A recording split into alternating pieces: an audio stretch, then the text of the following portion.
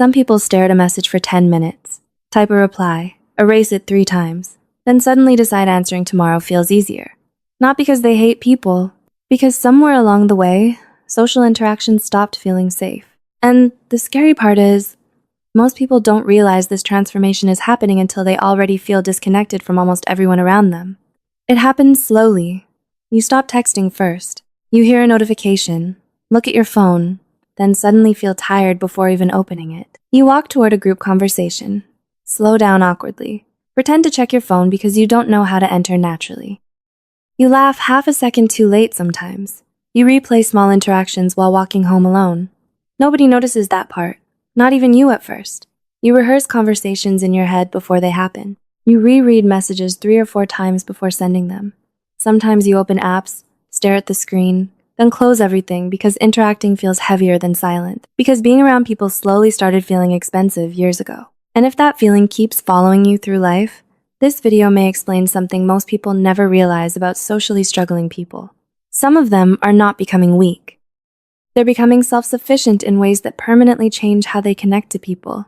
There's a certain kind of loneliness that changes people differently. Not dramatic loneliness, not movie loneliness, the quiet kind. The kind where you're surrounded by people, but still feel strangely disconnected from everyone else. You smile normally, reply normally, show up normally, but something always feels slightly distant. Like everyone else somehow learned social connection naturally, while you've been manually studying it your entire life. At first, socially struggling people usually blame themselves. Maybe I'm awkward. Maybe I'm boring. Maybe I think too deeply. Maybe I make people uncomfortable somehow. Maybe something is wrong with me. So they start adjusting themselves constantly, watching reactions, monitoring tone changes, thinking about what they should have said differently 3 hours later in the shower, trying not to say the wrong thing, trying not to look too quiet, trying not to feel too intense. And after years of this, socializing stops feeling natural.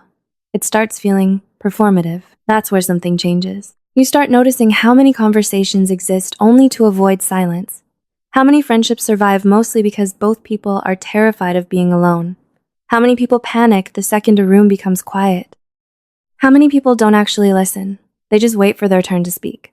Socially struggling people notice these things earlier than most. That's why many of them slowly stop chasing approval altogether. Not out of arrogance, out of exhaustion. And strangely, that's often the exact moment they begin becoming stronger. Because once someone survives loneliness long enough, rejection stops controlling them the same way. You stop explaining yourself to people committed to misunderstanding you anyway. You stop forcing closeness with people who drain you. You stop shrinking yourself just to make conversations easier for everyone else. And eventually, you notice something unsettling. You no longer panic every time someone becomes distant. Most people never reach that stage. Some people never reconnect after that. That's the dangerous part. Because once someone learns how to survive alone, they become harder to manipulate socially, harder to pressure, harder to control. Most people don't even realize this is happening while it's happening. It starts with tiny behaviors. You stop checking if people liked your message. You stop rereading conversations trying to figure out whether people secretly dislike you. You stop needing immediate replies to feel okay. You stop over-explaining yourself. And the weird part? The calmer you start looking externally, the more your inner world changes. Most socially struggling people become hyper-aware long before they become independent. They notice fake enthusiasm immediately, forced laughter, subtle rejection, the exact moment someone mentally leaves the conversation while pretending to listen. The delayed reply that suddenly feels colder for no reason. The shift in someone's eyes after you accidentally share something too honest. And after years of noticing these things, social interaction stops feeling lightweight. Because you started noticing things most people ignore. Sometimes it's years of disappointment training your brain to scan every interaction automatically. And eventually, your nervous system adapts. You become quieter, more selective, harder to impress. Not because you think you're superior. Because your brain became tired of investing in temporary people. You start enjoying solitude in ways other people misunderstand. Not because isolation feels amazing. Because peace feels rare. Some people relax most around others. You learn to relax only when nobody expects anything from you. No pressure to respond correctly. No pressure to sound interesting. No pressure to perform. Most people never realize how exhausting that becomes after years. And the painful part is, socially struggling people often spend years believing this means something is wrong with them. Meanwhile, they're accidentally developing resilience most people never build. Some socially awkward people become unbelievably resilient later in life. Not because life was easy for them, because it wasn't. They already learned how to survive rejection, loneliness, disconnection.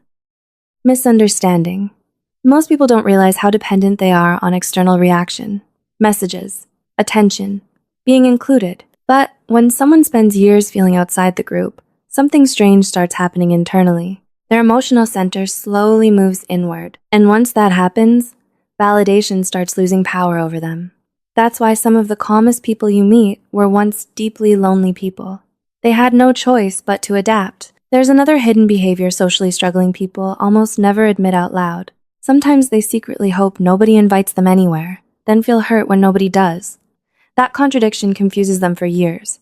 They want connection, but feel relieved when plans disappear. They miss people, but feel exhausted halfway through social interaction.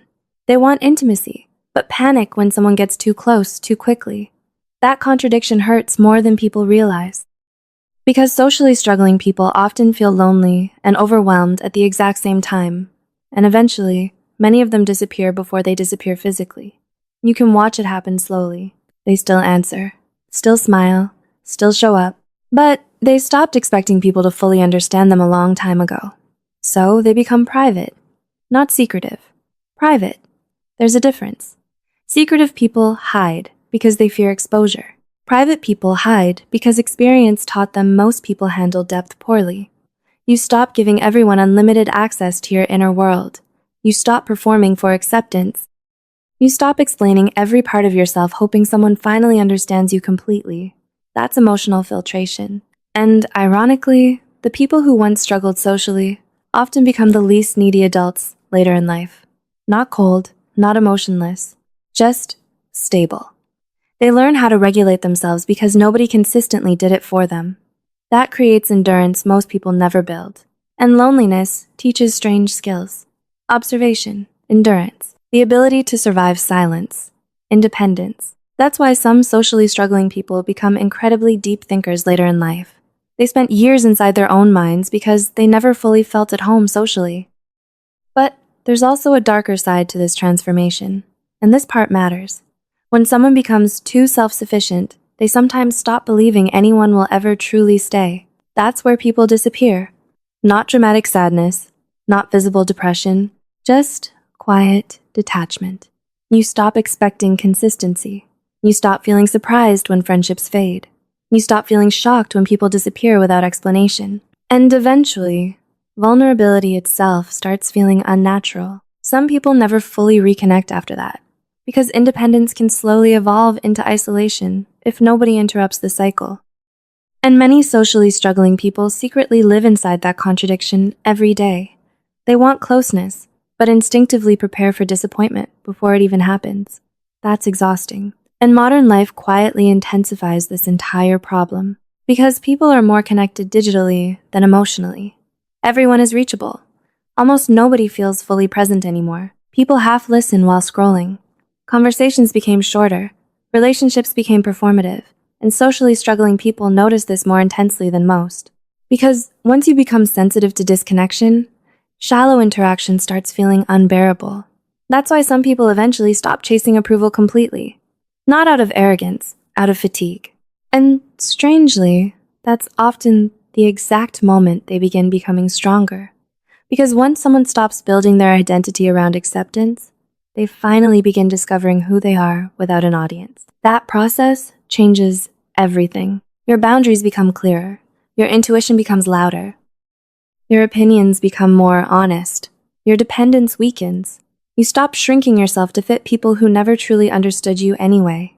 And for the first time, solitude stops feeling like rejection. It starts feeling like freedom. That's the transformation most people misunderstand completely. They see someone quiet and assume insecurity.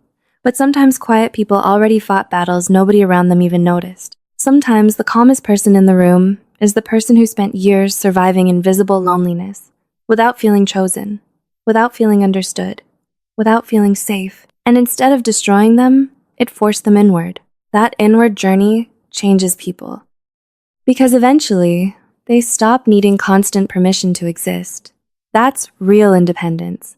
Not financial independence, not social independence. Just the ability to remain stable even when nobody validates you in the moment. Most people never fully develop that skill. Their emotions constantly rise and fall depending on external attention. But socially struggling people often become resilient because life forced them to carry themselves for years. That's why many of them look calm later in life. Not because life was easy for them, because it wasn't. And maybe the strangest part of all this is that many socially struggling people still secretly believe they're behind everyone else. Meanwhile, they've already developed abilities most people won't discover until much later. The ability to sit alone without panicking, the ability to survive rejection, the ability to recognize fake connection instantly, the ability to think independently, the ability to rebuild yourself privately. Those are not weak person skills. Those are survival adaptations that quietly become strengths over time. The people who once felt behind often become the most resilient adults later in life. One day, the same people who struggled socially become the people least controlled by rejection.